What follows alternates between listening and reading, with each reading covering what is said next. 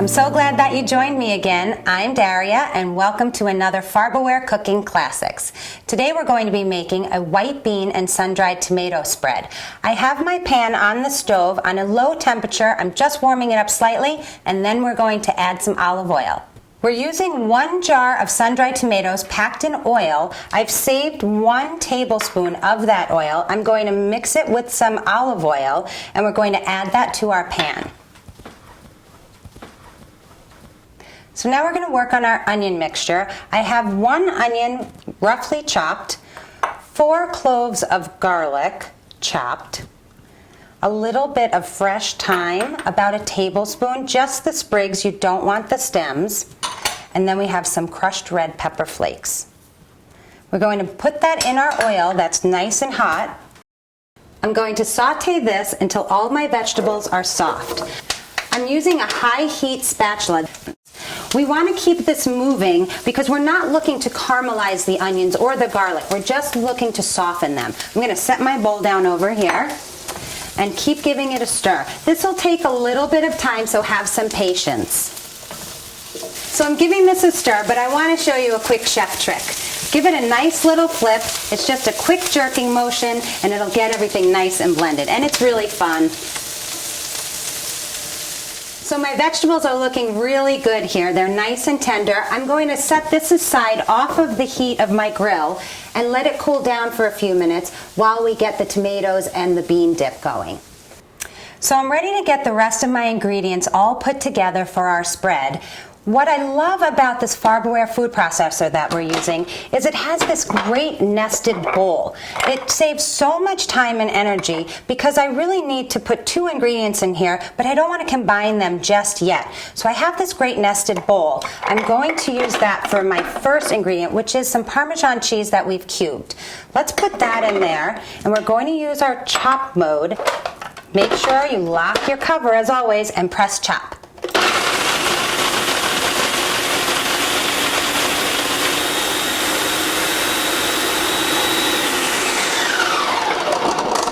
So I think we're just about there.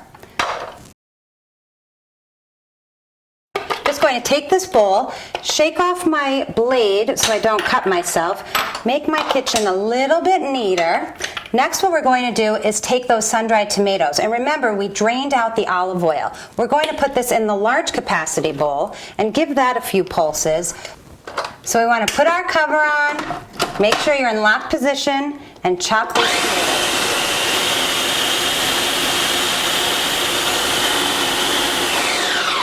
Okay, that's looking good. Remember, you can over chop this because we're making it into a spread. I want to add my Parmesan cheese again.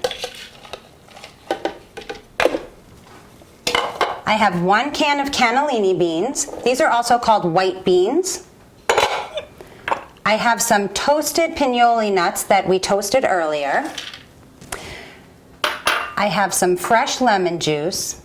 Keep in mind that you can find all of these full recipes on our website. I also have a ½ cup of loosely packed basil. Again, we want to get our cover on, lock it into place, and chop.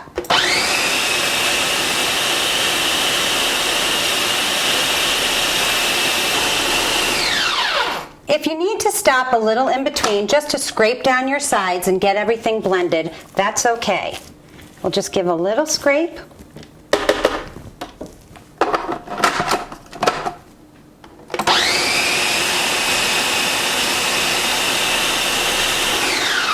So I think we've got this going enough. Now I'm going to grab my cooled onion mixture off of the stove and we'll add that as well.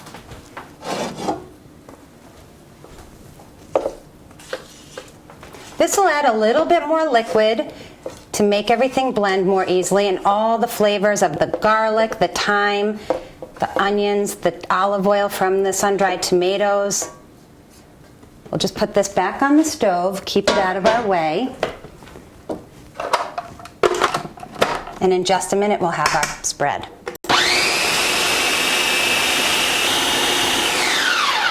I'm going to give a little scrape again.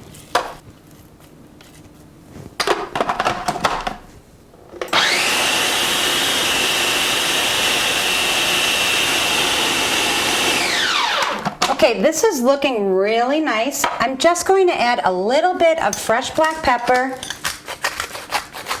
maybe 1/4 teaspoon, and a little bit of kosher salt.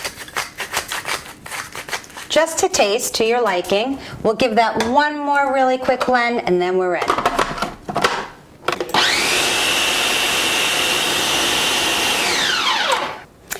So we're all ready to put our white bean and sun-dried tomato spread into a really nice serving bowl.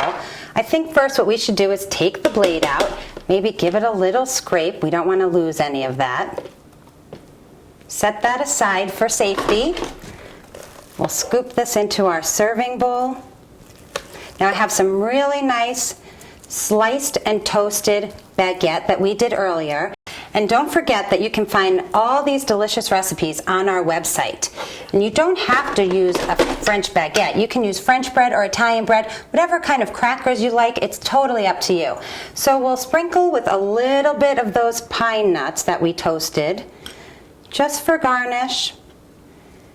Take one of our baguettes. Thanks so much for joining me again today. I loved being with you, and I hope you have a great day, and I hope to see you again.